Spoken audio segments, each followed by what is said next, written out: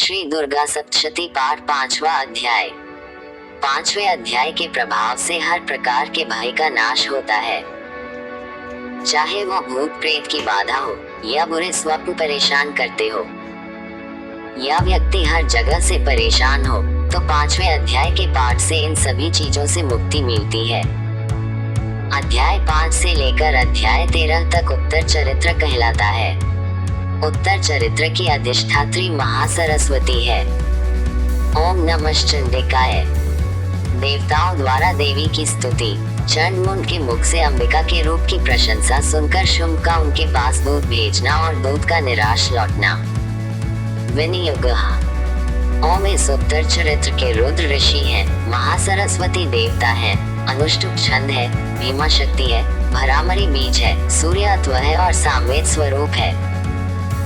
महासरस्वती की प्रसन्नता के लिए उत्तर चरित्र के पाठ में इसका विनियोग किया जाता है। ध्यानम। जो अपने कर कमलों में घंटा, शूल, हल, शंख, मूसल, चक्र, धनुष और बाण धारण करती हैं, शरद ऋतु के शोभा संपन्न चंद्रमा के समान जिनकी मनोहर कांति है, जो तीनों लोकों के आधारभूता और शुभ आदि दैत्यों का नाश करने वाली है तथा गौरी के शरीर से जिनका प्राकट्य हुआ है, उन महासरस्वती देवी का मैं निरंतर भजन करता हूँ। ऋषि कहते हैं, पूर्व काल में शुंभ और निशुंभ नामक असुर ने अपने बल के घमंड में आकर शचीपति इंद्र के हाथ से तीनों लोकों का राज्य और यज्ञ भाग छीन लिए। वे ही दोनों सूर्य, चंद्रमा, कुबेर, यम और वरुण के अधिकार का भी उपयोग करने लगे। वायु और अग्नि का कार्य भी वे ही करने लगे। उन दोनों ने सब देवताओं को अपमानित, राज्य भ्रष्ट, पराजित तथा अधिकारहीन करके स्वर्ग से निकाल दिया। उन दोनों महान असुरों से तिरस्कृत देवताओं ने अपराजिता देवी का स्मरण किया और सोचा, जगदम्बा ने हम लोगों को वर दिया था कि आपत्ति काल में स्मरण करने पर मैं तुम्हारी सब आपत्तियों का तत्काल नाश कर दूंगी। यह विचार कर देवता गिरिराज हिमालय पर गए और वहां भगवती विष्णु माया की स्तुति करने लगे। देवता बोले, देवी को नमस्कार है, महादेवी शिवा को सर्वदा नमस्कार है, प्रकृति एवं भद्रा को प्रणाम है। हम लोग नियम पूर्वक जगदम्बा को नमस्कार करते हैं। रौद्रा को नमस्कार है। नित्या, गौरी एवं धात्री को बारंबार नमस्कार है। ज्योत्स्नामयी, चंद्रोरूपिणी एवं सुख स्वरूपा देवी को सतत प्रणाम है। शरणागतों का कल्याण करने वाली वृद्धि एवं सिद्धिरूपा देवी को हम बारंबार नमस्कार करते हैं। नैरति राक्षसों की लक्ष्मी, राजाओं की लक्ष्मी तथा शर्वाणी शिव पत्नी स्वरूपा आप जगदम्बा को बार बार नमस्कार है। दुर्गा, दुर्गपरा, दुर्गम संकट से पार उतारने वाली, सारा, सबकी सारभूता, सर्वकारिणी, ख्याति, कृष्णा और धूम्रा देवी को सर्वदा नमस्कार है। अत्यंत सौम्य तथा अत्यंत रौद्र रूपा देवी को हम नमस्कार करते हैं, उन्हें हमारा बारंबार प्रणाम है। जगत की आधारभूता कृत्य देवी को बारंबार नमस्कार है। नमस्तस्य, नमस्तस्य नमो नमः। जो देवी सब प्राणियों में विष्णु माया के नाम से कही जाती हैं, उनको नमस्कार, उनको नमस्कार, उनको बारंबार नमस्कार है। नमस्तस्य, नमस्तस्य नमो नमः। जो देवी सब प्राणियों में चेतना कहलाती हैं, उनको नमस्कार, उनको नमस्कार, उनको बारंबार नमस्कार है। नमस्तस्य, नमस्तस्य। जो देवी सब प्राणियों में बुद्धि रूप से स्थित हैं, उनको नमस्कार, उनको नमस्कार, उनको बारंबार नमस्कार है। नमस्तस्य, नमस्तस्य नमो नमः। जो देवी सब प्राणियों में निद्रा रूप से स्थित हैं, उनको नमस्कार, उनको नमस्कार, उनको बारंबार नमस्कार है। नमस्तस्य, नमस्तस्य नमो नमः। जो देवी सब प्राणियों में क्षुधा रूप से स्थित हैं, उनको नमस्कार, उनको नमस्कार, उनको बारंबार नमस्कार है।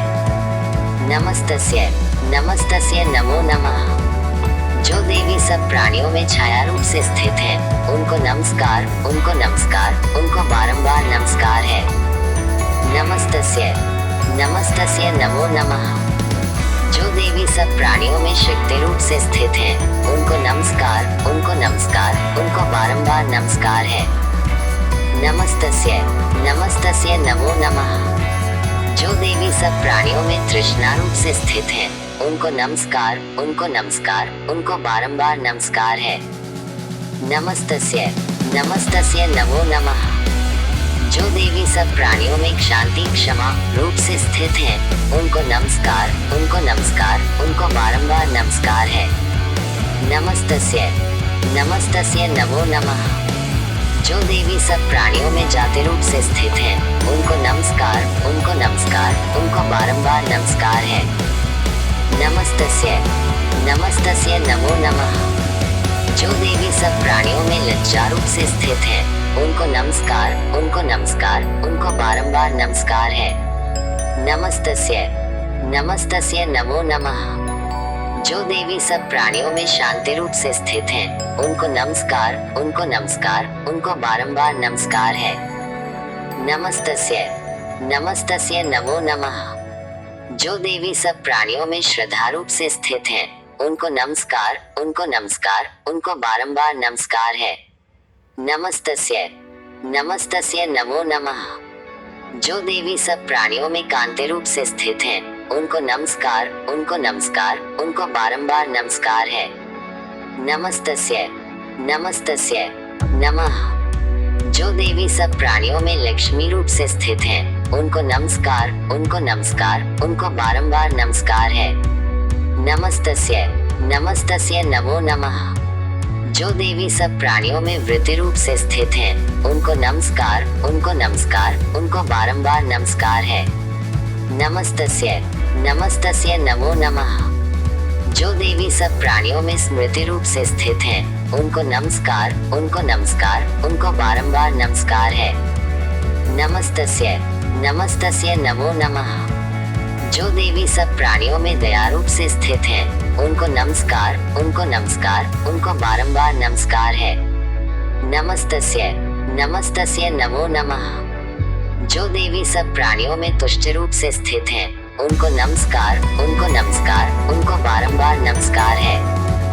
नमस्तस्य नमस्तस्य नमस्तस्य नमो नमः। जो देवी सब प्राणियों में माता रूप से स्थित हैं, उनको नमस्कार, उनको नमस्कार, उनको बारंबार नमस्कार है। नमस्तस्य।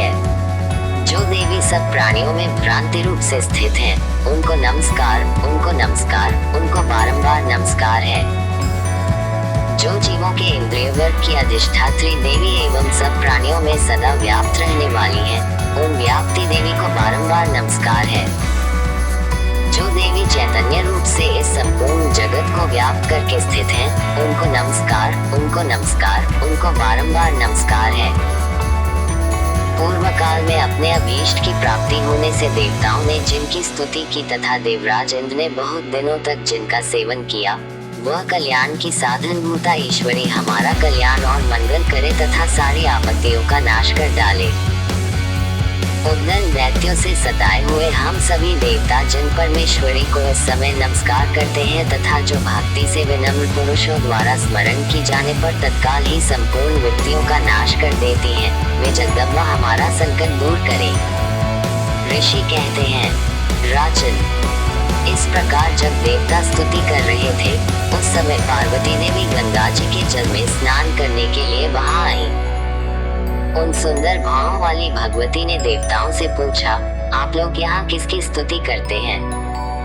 तब उन्हीं के शरीर कोश से प्रकट हुई शिवा देवी बोली, शुंभ दैत्य से तिरस्कृत और युद्ध में निशुंभ से पराजित हो यहाँ एकत्रित हुए ये समस्त देवता यह मेरी ही स्तुति कर रहे हैं। पार्वती जी के शरीर कोश से अंबिका का प्रादुर्भाव हुआ था, इसलिए वे समस्त लोकों में कौशिकी कही जाती हैं। कौशिकी के प्रकट होने के बाद पार्वती देवी का शरीर काले रंग का हो गया, अतः वे हिमालय पर रहने वाली कालिका देवी के नाम से विख्यात हुई। तदनंतर शुंभ निशुंभ के भृत्य चंड मुंड वहां आए और उन्होंने परम मनोहर रूप धारण करने वाली अंबिका देवी को देखा। फिर वे शुंभ के पास जाकर बोले, महाराज, एक अत्यंत मनोहर स्त्री है जो अपनी दिव्य कांति से हिमालय को प्रकाशित कर रही है। वैसा उत्तम रूप कहीं किसी ने भी नहीं देखा होगा। असुरेश्वर, पता लगाइए वह देवी कौन है और उसे ले लीजिए। स्त्रियों में तो वह रत्न है, उसका प्रत्येक अंग बहुत ही सुंदर है तथा वह अपने श्रृंगों की प्रभा से संपूर्ण दिशाओं में प्रकाश फैला रही है। दैत्यराज, अभी वह हिमालय पर ही मौजूद है, आप उसे देख सकते हैं। प्रभु, तीनों लोकों में मणि, हाथी और घोड़े आदि जितने भी रत्न हैं, वे सब इस समय आपके घर में शोभा पाते हैं। हाथियों में रत्नभूत ऐरावत, यह पारिजात का वृक्ष और यह उच्च श्रवा घोड़ा, ये सब आपने इंद्र से ले लिया है। हंसों से जुटा हुआ यह विमान भी आपके आंगन में शोभा पाता है। ये रत्नभूत अद्भुत विमान जो पहले ब्रह्मा जी के पास था, अब आपके यहाँ लाया गया है। यह महापद नामक निधि आप कुबेर से छीन लाए हैं। समुद्र ने भी आपको किंजलकिनी नाम की माला भेंट की है, जो केसरों से सुशोभित है और जिसके कमल कभी कुम्हलाते नहीं हैं। सुवर्ण की वर्षा करने वाला वरुण का छत्र भी आपके घर में शोभा पाता है तथा ये श्रेष्ठ रथ जो पहले प्रजापति के अधिकार में था, अब आपके पास मौजूद है। दैत्येश्वर, मृत्यु की उत्क्रांतिदा नाम वाली शक्ति भी आपने छीन ली है तथा वरुण का पाश और समुद्र में होने वाले सब प्रकार के रत्न आपके भाई निशुंभ के अधिकार में हैं। अग्नि ने भी स्वतः शुद्ध किए हुए 2 वस्त्र आपकी सेवा में अर्पित किए हैं। दैत्यराज, इस प्रकार सभी रत्न आपने एकत्र कर लिए हैं। फिर जो ये स्त्रियों में रत्न रूप कल्याणमयी देवी है, इसे आप क्यों नहीं अपने अधिकार में कर लेते? ऋषि कहते हैं, चंडमुंड का ये वचन सुनकर शुंभ ने महादित्य सुग्रीव को दूत बनाकर देवी के पास भेजा और कहा, तुम मेरी आज्ञा से उसके सामने ये बातें कहना और ऐसा उपाय करना जिससे प्रसन्न होकर वह शीघ्र ही यहाँ आ जाए। वह दूत पर्वत के अत्यंत रमणीय प्रदेश में, जहाँ देवी मौजूद थी, गया और मधुर वाणी में कोमल वचन बोला। दूत बोला, देवी, दैत्यराज शुंभ इस समय तीनों लोकों के परमेश्वर हैं। मैं उन्हीं का भेजा हुआ दूत हूँ और यहाँ तुम्हारे ही पास आया हूँ। उनकी आज्ञा सदा सब देवता एक स्वर से मानते हैं, कोई उसका उल्लंघन नहीं कर सकता। वे संपूर्ण देवताओं को परास्त कर चुके हैं। उन्होंने तुम्हारे लिए जो संदेश दिया है, उसे सुनो।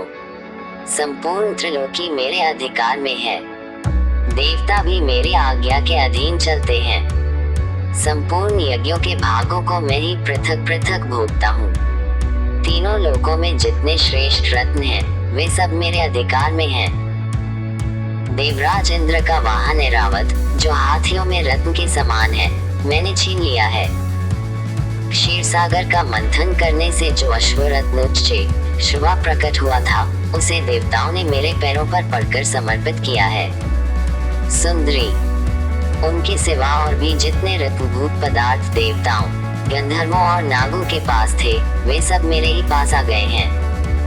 देवी, हम लोग तुम्हें संसार की स्त्रियों में रत्न मानते हैं, अतः तुम हमारे पास आ जाओ, क्योंकि रत्नों का उपभोग करने वाले हम ही हैं। चंचल कटाक्षों वाली सुंदरी, तुम मेरे या मेरे भाई महापराक्रमी निशुंभ की सेवा में आ जाओ, क्योंकि तुम रत्न स्वरूपा हो। मेरा वरण करने से तुम्हें तुलना रहित महान ऐश्वर्य की प्राप्ति होगी। अपनी बुद्धि से यह विचार कर तुम मेरी पत्नी बन जाओ। ऋषि कहते हैं, 115 दूत के यो कहने पर कल्याणमयी भगवती दुर्गा देवी, जो इस जगत को धारण करती हैं, मन ही मन गंभीर भाव से मुस्कुराई और इस प्रकार बोली। देवी ने कहा, दूत, तुमने सत्य कहा है, इसमें तनिक भी मिथ्या नहीं है। शुंभ तीनों लोकों का स्वामी है और निशुंभ भी उसी के समान पराक्रमी है। किंतु इस विषय में मैंने जो प्रतिज्ञा कर ली है, उसे मिथ्या कैसे करूं? मैंने अपनी अल्पबुद्धि के कारण पहले से जो प्रतिज्ञा कर रखी है, उसे सुनो। जो मुझे संग्राम में जीत लेगा, जो मेरे अभिमान को चूर्ण कर देगा तथा संसार में जो मेरे समान बलवान होगा, वही मेरा स्वामी होगा।